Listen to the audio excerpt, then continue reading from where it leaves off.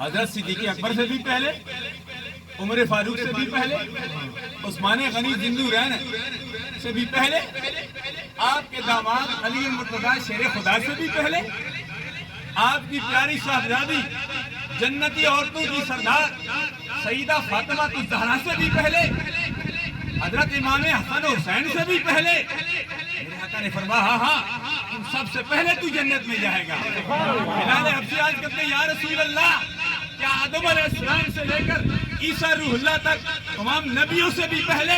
میرے آقا نے فرمایا ہاں ہاں تمام نبیوں سے بھی پہلے تو جنت میں جائے گا۔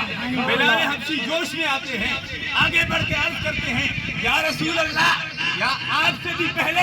میرے آقا نے فرمایا اے بلال حبشی تو مجھ محمد سے بھی پہلے جنت میں جائے گا۔ سبحان اللہ۔ بلال حبشی قدموں میں پڑ جاتے ہیں، یا رسول اللہ صلی اللہ علیہ وسلم بات سمجھ میں نہیں آئی، سرکار نے سمجھا دی۔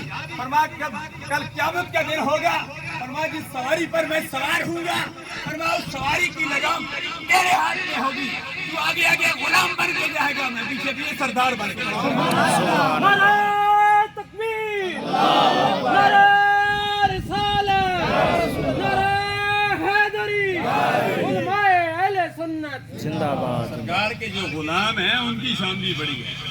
حضرت سائیں فیض اللہ علیہ رحمت سرکار کے غلام ہیں، ہم سارے سرکار کے غلام ہیں، سرکار کے ماننے والے ہیں، سرکار کے چاہنے والے ہیں۔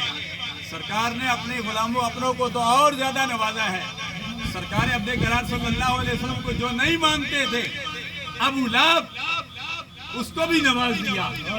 جس دائیں ہاتھ کی شہادت والی انگلی سے اشارہ کیا تھا، بخاری شریف کی حدیث ہے، جب سوموار کا دن آتا تھا، صویبہ کو جس انگلی سے آزاد کیا تھا اپنی لونڈی کو، سوموار کے دن خواب میں پوچھا گیا تیرے ساتھ کیا گزرتی تھی؟ اس نے کہا سوموار کے دن جس انگلی سے میں نے اپنے پیارے بھتیجا ہونے کی خوشی میں نے صویبہ کو آزاد کیا تھا، یہ انگلی چوستا ہوں پورا ہفتہ میرے عذاب میں تخفیف ہو جاتا۔ یہ بخاری شریف کی حدیث ہے۔